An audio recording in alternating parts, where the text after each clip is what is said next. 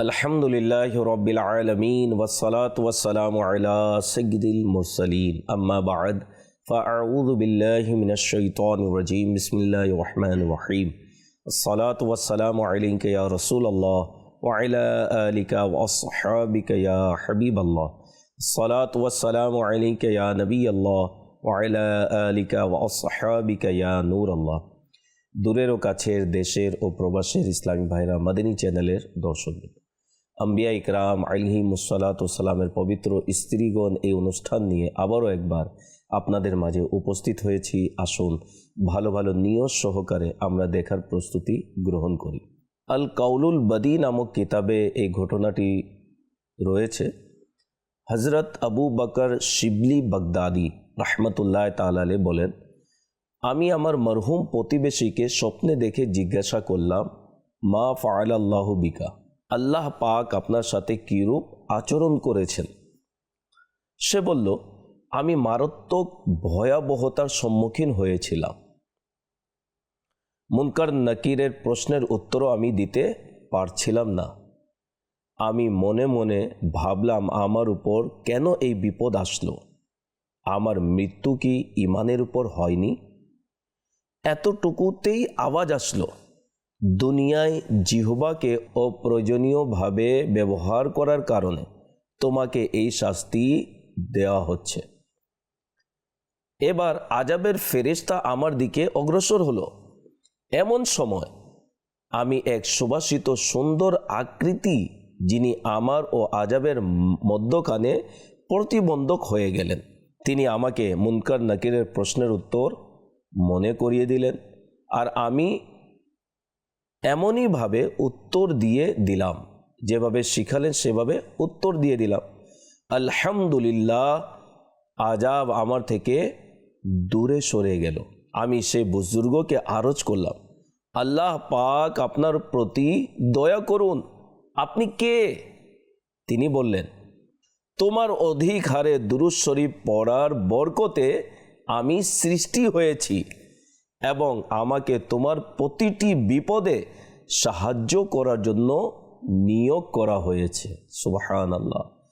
কবর মে খুব কাম আতি হে বেকসো কি হে यार गार दुरूद, ए हसन खारे गम को दिल से निकाल, गम जदों की है गम गुसार दुरूद।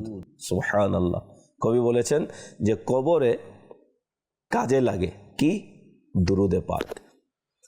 কবরে যখন অসহায়তা মুর্দার থাকে, সে সময় সহায়ক হিসাবে দুরুদে পাক দাঁড়িয়ে যায়। সুবহানাল্লাহ। এ হাসান খারে গম কো দিল সে নিকাল, হে হাসান অন্তর থেকে দুঃখ কষ্টকে বের করে নাও। কেন?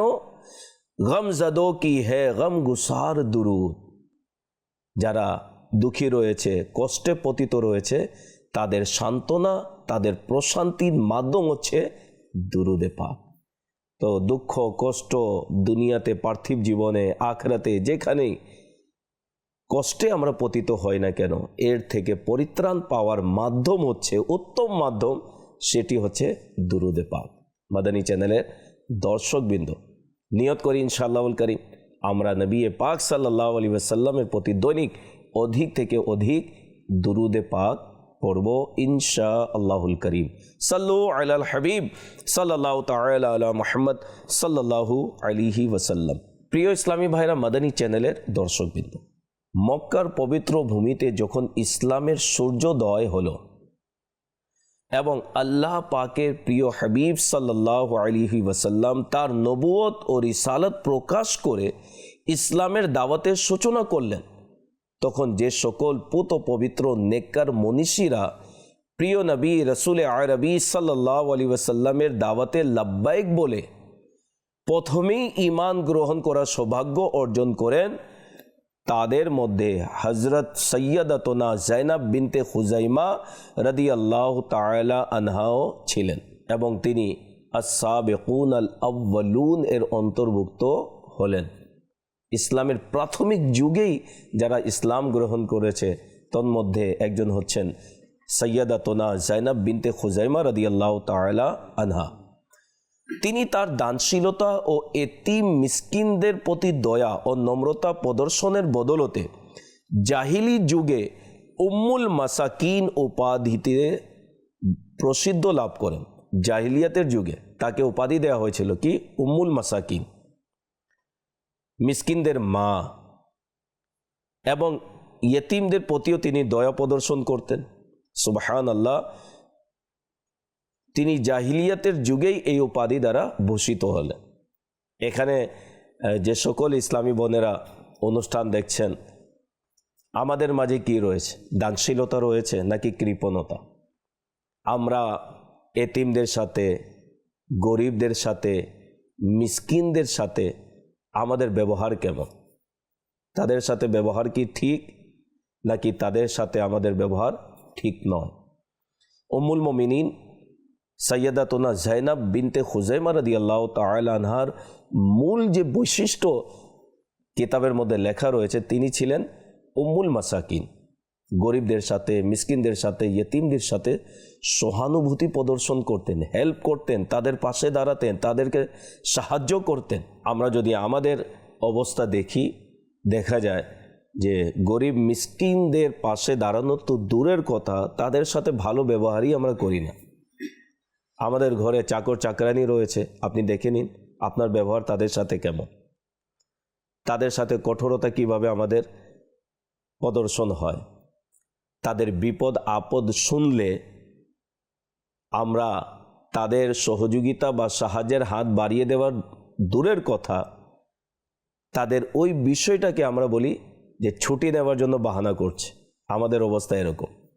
অথচ তার ঘরে কোনো বিপদ রয়েছে, কষ্ট রয়েছে, এসে বলল, তো তার কষ্ট এবং বিপদ দূর করার পাশে দাঁড়ানোর পরিবর্তে আমরা তার ব্যাপারে মন্দ ধারণা করে বসি যে ছুটির বাহানা করছে। সেই চাকর চাকরিনীর সাথে বা প্রতিবেশী গরিবদের সাথে আমাদের ব্যবহার সেরকম হয় না। মনে রাখবেন, আমি আপনি যতই নেককার পরহেজগার হই না কেন, হাতে সব সময় তসবিহ রয়েছে, সুবহানাল্লাহ সুবহানাল্লাহ আলহামদুলিল্লাহ এর জিকির জারি রয়েছে। বাহ্যিকভাবে আমি অবয়বটা নেককার পরহেজগারের মতো সাজিয়ে রেখেছি, কিন্তু আমার আখলাক যদি ভালো না হয়, আমার চরিত্র যদি ভালো না হয়, আমি যদি গরিব মিসকিনদের সাথে ভালো ব্যবহার যদি না করি, সব সময় প্রহার তাদেরকে করতে থাকি, তিরস্কার করতে থাকি, নিজের মাঝে অহংকার চলে এসেছে, তাহলে ওই সব সময় তাসবিহ নিয়ে আল্লাহ আল্লাহ করা, জিকির করা, দুরুদ পড়া কোনো কাজে আসবে না।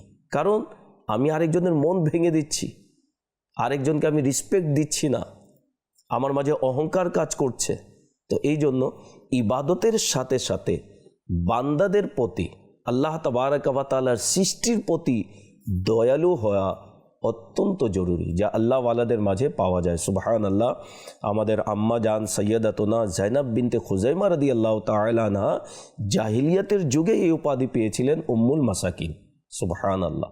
আর ইসলাম স্বয়ং যেই দানশীলতার শিক্ষা দেয়, এর দ্বারা তো তিনি রাদিয়াল্লাহু তাআলা আনহা এই গুণাবলীতে সোনায় সোহাগা হয়ে গেলেন। সুবহানাল্লাহ। যখন উম্মতের এই মর্যাদা, তখন আমাদের প্রিয় আকা মক্কি মাদানী মুস্তাফা সাল্লাল্লাহু আলাইহি ওয়াসাল্লাম এর দানের অবস্থা কেমন হবে? কেই বা নবী করিম সাল্লাল্লাহু আলাইহি ওয়াসাল্লামের দানশীলতার অনুমান করতে পারে? তেরে জুদ ও করম কা কোই আন্দাজা करे क्यों कर, तेरे एक एक गदा फैज व सखावत में हातिम सा। सल्लु अलल हबीब सल्लल्लाहु ताला अला मुहम्मद सल्लल्लाहु अलैहि वसल्लम। हजरत सैयदतुना ज़ैनब बिनते खुज़ैमा रदियल्लाहु ताला अनहा नबी पाक सल्लल्लाहु अलैहि वसल्लमेर विवाहे आबद्ध होवार पूर्वे বিশুদ্ধ মত অনুসারে তিনি রাদিয়াল্লাহু তাআলা আনহু হযরতে সৈয়দনা আব্দুল্লাহ বিন জাহাশ রাদিয়াল্লাহু তাআলা আনহু এর সাথে বিবাহ বন্ধনে আবদ্ধ ছিলেন। হিজরতের তৃতীয় বছরে মদিনায় মুনাওয়ারা থেকে প্রায় 3 মাইল দূরে অবস্থিত উহুদ এর ময়দানে মুসলমান ও কাফিরদের মধ্যে যে মহান যুদ্ধ হয়েছিল, হযরত সৈয়দনা আব্দুল্লাহ বিন জাহাশ রাদিয়াল্লাহু তাআলা আনহু ও নবী করিম সাল্লাল্লাহু আলাইহি সাল্লামের সাথে একই পথে সফর করে হক ও বাতিলের এই মহান যুদ্ধে অংশগ্রহণ করার সৌভাগ্য অর্জন করেন এবং কাফিরদের গর্দান কেটে ইসলামের পতাকাকে উড্ডয়ন করে শাহাদাতের অমীয় সুধা পান করেন। হযরত আব্দুল্লাহ বিন জাহাশ রাদিয়াল্লাহু তাআলা আনহু এর শহীদ হওয়ার পর হযরত সৈয়দাতুনা যায়েনব বিনতে খুজাইমা রাদিয়াল্লাহু তাআলা আনহা এর বিবাহ নবী করিম সাল্লাল্লাহু আলাইহি ওয়াসাল্লামের সাথে হয়। বর্ণিত রয়েছে, যখন নবী করিম সাল্লাল্লাহু তাআলা আলাইহি ওয়াসাল্লাম তাকে বিবাহের প্রস্তাব দিলেন, তখন তিনি রাদিয়াল্লাহু তাআলা আনহা তার ব্যাপারটি প্রিয় নবী রাসূল করিম সাল্লাল্লাহু আলাইহি সাল্লামের নিকট সুপর্দ করে দিলেন। সুবহানাল্লাহ, এটি হলো ইশকে রসুল। হুজুর সাল্লাল্লাহু আলাইহি সাল্লামের পক্ষ থেকে প্রস্তাব আসলো বিবাহের, তিনি নবী করিম সাল্লাল্লাহু আলাইহি সাল্লামের উপর সুপর্দ করে দিলেন, ইয়া রাসূলুল্লাহ, আপনি যেটি ভালো মনে করেন লাব্বাইক। হুজুর আপনি যা বলেন লাব্বাইক। না করেননি, নিজের মতামত তিনি কি জানালেন, ইয়া রাসূলুল্লাহ আপনি যা বলেন তাই, আপনার উপর ছেড়ে দিলাম। অতঃপর রাসূল পাক সাল্লাল্লাহু আলাইহি ওয়াসাল্লাম তাকে বিবাহ করলেন এবং 12.5 আওকিয়া বিবাহের মোহরানা নির্ধারণ করলেন। সুবহানাল্লাহ। এখানে একটি বিষয়, অনেক মহিলারা বিধবা হয়ে যায়, স্বামী মারা যায় বা তালাক প্রাপ্ত হয়ে যায়। তো আমাদের সমাজের মধ্যে দেখা যায় যে দ্বিতীয় বিবাহ করাতে অনেকে দ্বিধাবোধ করে, অনেকে চক্ষু লজ্জায় করায় না বা করে না, অনেকে সমাজের দিকে তাকিয়ে তারা দ্বিতীয় বিবাহের দিকে এগিয়ে যায় না। অথচ ইসলাম এবং শরীয়ত আমাদেরকে এটাই শিক্ষা দিয়েছে, তালাক প্রাপ্ত যারা রয়েছে বা বিধবা যারা রয়েছে, ইদ্যতের পর তাদের বিবাহের কোনো ব্যবস্থা করে দেয়া। অনেক নারীরা এই বিষয়ে তারা লজ্জাবোধ করে, অনেক অভিভাবক এই বিষয়টি নিয়ে চিন্তিত হন না। অথচ শরীয়ত আমাদেরকে অনুমতি দিয়েছে, ইসলাম আমাদেরকে অনুমতি দিয়েছে, আর এর মধ্যে আমাদের কল্যাণ রয়েছে। তালাকপ্রাপ্ত বা বিধবা যে নারী রয়েছে, মহিলা রয়েছে, তার জন্য কল্যাণ রয়েছে এর মধ্যে। আল্লাহ না করুক সে যদি কোনো গুনাহে আবদ্ধ হয়ে যায়, তো এটি তো জঘন্যতম গুনাহ, সেটি তো কোনো গুনাহ নয়, শরীয়ত অনুমতি দিয়েছে। একজন অভিভাবক হিসেবে আপনার মেয়ে তালাকপ্রাপ্ত হয়েছে বা বিধবা হয়েছে, তো এখন আপনার দায়িত্ব কর্তব্য হচ্ছে তার ইদ্যত অতিবাহিত হওয়ার পর কোনো ভালো নেককার পরহেজগার পাত্র দেখে তাকে বিবাহ করিয়ে দেয়া। কিন্তু আমরা চক্ষু লজ্জায় সমাজের দিকে তাকিয়ে, বংশের দিকে তাকিয়ে, আত্মীয় স্বজনের দিকে তাকিয়ে দেখা যায় যে আমরা আমাদের মেয়েদেরকে নিজের ঘরেই রেখে নিই। পরিশেষে দেখা যায় এক পর্যায়ে যে মেয়ে বিবাহের আগে আমার আদরের সন্তান ছিল, হৃদয়ের স্পন্দন ছিল, যে মাত্র সে তালাকপ্রাপ্ত হলো বা বিধবা হলো, এখন ওই মা বাবা অভিভাবকে সেই মেয়ে যে হৃদয়ের স্পন্দন ছিল সে মাথার বোঝা হয়ে দাঁড়িয়ে যায়। তো আপনি অভিভাবক, তার বিবাহ করিয়ে দেন না, শরীয়ত তো অনুমতি দিয়েছে, ইসলাম অনুমতি দিয়েছে, আপনি করাচ্ছেন না, আর একদিকে মেয়েকে বোঝা মনে করছেন। মাআযাল্লাহ, আস্তাগফিরুল্লাহ। তো আরবে নবী পাক সাল্লাল্লাহু আলাইহি ওয়াসাল্লামের যুগে এই বিষয়টি আলহামদুলিল্লাহ প্রচলন ছিল, যে মাত্র মেয়ে তালাকপ্রাপ্ত হতো বা বিধবা হতো, ইসলাম এত স্পেস আমাদেরকে দিয়েছে। অন্যান্য ধর্মের মধ্যে যে একটি কুসংস্কার রয়েছে, মাআযাল্লাহ আজকে বর্তমানে আমাদের ইসলামের মধ্যে অনেকে আছে নামধারী মুসলমান, তারা সেই কুসংস্কারের দিকে ধাবিত হচ্ছে যে না, বিবাহ করানো যাবে না, এটি ঠিক নয়। মাআযাল্লাহ অনেকে বিধবা মহিলাকে বা তালাকপ্রাপ্ত মহিলাকে অলক্ষণীয় মনে করে, নাউজুবিল্লাহ, আস্তাগফিরুল্লাহ। এরূপ করা উচিত নয়। শরীয়ত যেহেতু আমাদেরকে অনুমতি দিয়েছে, ইসলাম অনুমতি দিয়েছে, এত সুন্দর ধর্ম আমরা পেয়েছি ইসলাম, এত সুন্দর শরীয়ত নবী করিম সাল্লাল্লাহু আলাইহি সাল্লামের মাধ্যমে পেয়েছি, সেটার উপর যদি আমল করি, দুনিয়াতেও আমাদের কল্যাণ, আখিরাতেও আমাদের কল্যাণ রয়েছে। তো সৈয়দাতুনা যায়েনব বিনতে খুজাইমা রাদিয়াল্লাহু তাআলা আনহা নবী পাক সাল্লাল্লাহু তাআলা আলাইহি ওয়াসাল্লাম এর বিবাহে আবদ্ধ হয়ে উম্মুল মুমিনিন অর্থাৎ মুমিনদের মায়ের অন্তর্ভুক্ত হলেন। সুবহানাল্লাহ।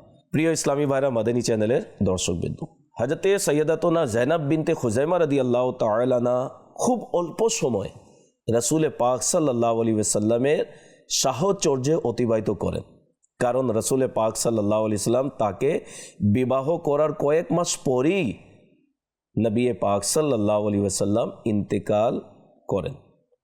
এই কারণে ইতিহাস ও জীবনী গ্রন্থে তার জীবনী খুবই অল্পই পাওয়া যায়।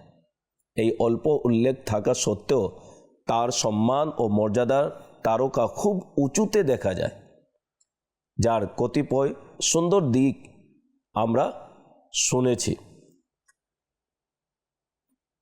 হযরতে জৈনব বিনতে খুজাইমা রাদিয়াল্লাহু তাআলা আনহা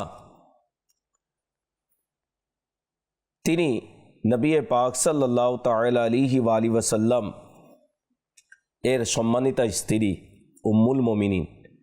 এক অভিমত অনুসারে তিনি রাদিয়াল্লাহু তাআলা আনহা উম্মুল মুমিনিন হযরতে সাইয়্যিদাতুনা মাইমুনা রাদিয়াল্লাহু তাআলা আনহা এর সৎ বোন ছিলেন।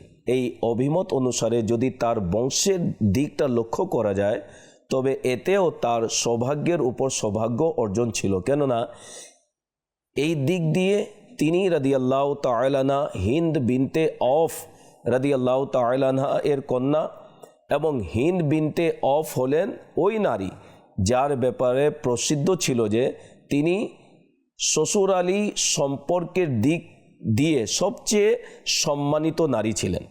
এর কারণ হলো যে তার দুই কন্যা হযরত সাইয়্যিদাতুনা জৈনব বিনতে খুজাইমা রাদিয়াল্লাহু তাআলা আনহা এবং হযরত সাইয়্যিদাতুনা মাইমুনা বিনতে হারিস রাদিয়াল্লাহু তাআলা আনহা তো নবী করিম সাল্লাল্লাহু আলাইহি সাল্লামের বিবাহ বন্ধনে আবদ্ধ ছিলেন। আর যখন হযরত সাইয়্যিদাতুনা জৈনব বিনতে খুজাইমা রাদিয়াল্লাহু তাআলা আনহা এর ইন্তেকাল হলো, এরপর তিনি সাল্লাল্লাহু আলাইহি ওয়াসাল্লাম হযরতে সাইয়্যিদাতুনা মাইমুনা রাদিয়াল্লাহু তাআলা আনহাকে বিবাহ করেন। আর অন্যান্য কন্যারাও সম্মানিত ব্যক্তিদের বিবাহে আবদ্ধ ছিলেন। অতঃপর রাসূল সাল্লাল্লাহু আলাইহি ওয়াসাল্লাম এর চাচা হযরতে সাইয়েদনা আব্বাস এবং হযরতে সাইয়েদনা হামজা রাদিয়াল্লাহু তাআলা আনহুমা, তাছাড়া হযরত আবু বকর সিদ্দিক রাদিয়াল্লাহু তাআলা আনহু, হযরতে সাইয়েদনা আলী রাদিয়াল্লাহু তাআলা আনহু, হযরতে সৈয়দনা জাফর বিন আবু তালিব এবং হযরতে সাইয়েদনা সাদ্দাদ বিন হাদ রাদিয়াল্লাহু তাআলা আনহুম আজমাইনের মতো ইসলামের সর্দারগণ তার জামাতার অন্তর্ভুক্ত হন। সুবহানাল্লাহ। অর্থাৎ হযরতে জৈনব বিনতে খুজাইমা রাদিয়াল্লাহু তাআলা আনহার বোনেরা বিভিন্ন সম্মানিত ব্যক্তিদের তারা স্ত্রী হয়েছেন। সাইয়্যিদাতুনা জৈনব রাদিয়াল্লাহু তাআলা আনহা এর পবিত্র জীবনীর কতিপয় অনন্য দিক রয়েছে।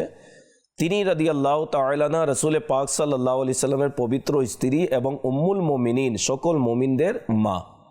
গরিব ও মিসকিনদের উপর দয়া ও অনুগ্রহের বদলতে জাহিলি যুগেই তাকে উম্মুল মাসাকিন উপাধিতে আখ্যায়িত করা হয়েছিল।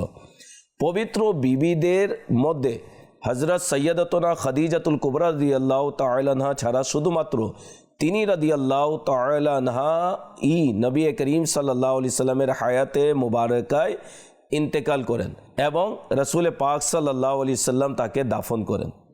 পবিত্র বিবিদের মধ্যে শুধুমাত্র তারই জানাজা স্বয়ং রাসূল পাক সাল্লাল্লাহু আলাইহি সাল্লাম পড়িয়েছেন। কেননা হযরত সাইয়্যিদাতুনা খাদিজাতুল কুবরা রাদিয়াল্লাহু তাআলা আনহা যখন ইন্তেকাল করেন তখনও জানাজার নামাজের হুকুম আসেনি।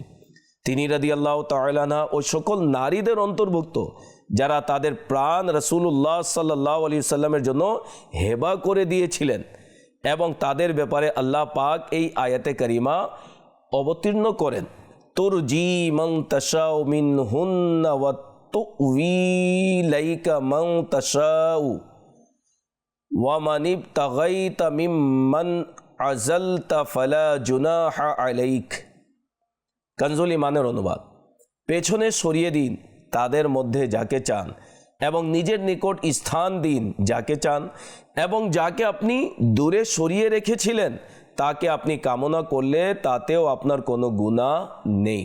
অতঃপর বুখারী শরীফে উম্মুল মুমিনিন হযরত সাইয়্যিদাতুনা আয়েশা সিদ্দিকা রাদিয়াল্লাহু তাআলা আনহা হতে বর্ণিত, তিনি বলেন, আমি ওই সকল নারীদের প্রতি লজ্জা করতাম যারা তাদের নিজেদেরকে রাসূলুল্লাহ সাল্লাল্লাহু আলাইহি ওয়াসাল্লামকে হেবা করে দিয়েছেন। আমি মনে মনে বলতাম মহিলারা কি নিজেদেরকে অর্পণ করতে পারে? অতঃপর যখন রসুল পাক সাল্লাল্লাহু আলাইহি ওয়াসাল্লামের উপর আয়াতে কারিমা অবতীর্ণ করলেন, তখন আমি বললাম, আমি আপনার পালনকর্তাকে দেখি, তিনি আপনার ইচ্ছা দ্রুত পূরণ করেন। সুবহানাল্লাহ। প্রসিদ্ধ মুফাসসির হাকিমুল উম্মাদ হযরত আল্লামা মুফতি আহমদ ইয়ার খান নাঈমি রহমতুল্লাহ তাআলা আলাইহি এই হাদিসের ব্যাখ্যা করতে গিয়ে বলেন, এর দ্বারা জানা গেল যে হযরত উম্মুল মুমিনিন রাদিয়াল্লাহু তাআলা আনহা এর আকীদা এটা ছিল, खुदा की रिज़ा चाहते हैं दो आलम, खुदा चाहता है रिज़ाए मोहम्मद। सुबहानाल्लाह।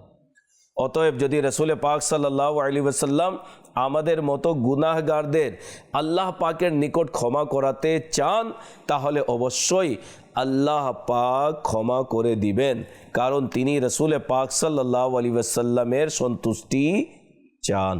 तू जो चाहे तो अभी मैल मेरे दिल के धुले, के खुदा दिल नहीं करता कभी मैला तेरा। सुबहान अल्लाह। नबी करीम सल्लल्लाहु ताला अलैहि वसल्लमेर इल्मी और रूहानी ফয়েজ প্রাপ্ত হয়ে এবং তার দিদারের শরবতে নিজের চক্ষুকে সিক্ত করে নবী করিম সাল্লাল্লাহু আলাইহি সাল্লামের বিবাহ বন্ধনে আসার 8 মাস পর রবিউল আখির চতুর্থ হিজরিতে 30 বছর বয়সে হযরতে জাইনাব বিনতে খুজাইমা রাদিয়াল্লাহু তাআলা আনহা আখিরাতের সফরের সূচনা করেন। এক অভিমত হলো যে নবী করিম সাল্লাল্লাহু আলাইহি সাল্লামের বিবাহ বন্ধনে আবদ্ধ হওয়ার পর শুধুমাত্র 2 মাস বা 3 মাস বেঁচে ছিলেন। নবী করিম সাল্লাল্লাহু আলাইহি সাল্লাম তার জানাজার নামাজ পড়ান এবং জান্নাতুল বকিতে দাফন করেন। তো হযরতে সৈয়দাতুনা জাইনাব বিনতে খুজাইমা রাদিয়াল্লাহু তাআলা আনহা তিনি অত্যন্ত ইবাদত গুজার, মুত্তাকি, পরহেজগার ছিলেন এবং নবী পাক সাল্লাল্লাহু তাআলা আলাইহি ওয়াসাল্লামের হায়াতেই তার ইন্তেকাল হয়েছিল। তো ওই সকল ইসলামী বোনেরা যারা অনুষ্ঠান দেখছেন যে নবী পাক সাল্লাল্লাহু তাআলা আলাইহি ওয়াসাল্লাম এর খিদমত উম্মাহাতুল মুমিনিন রাদিয়াল্লাহু তাআলা আনহা করতেন, হুজুর সাল্লাল্লাহু আলাইহি সাল্লামের সন্তুষ্টিতে তারা সন্তুষ্ট থাকতেন।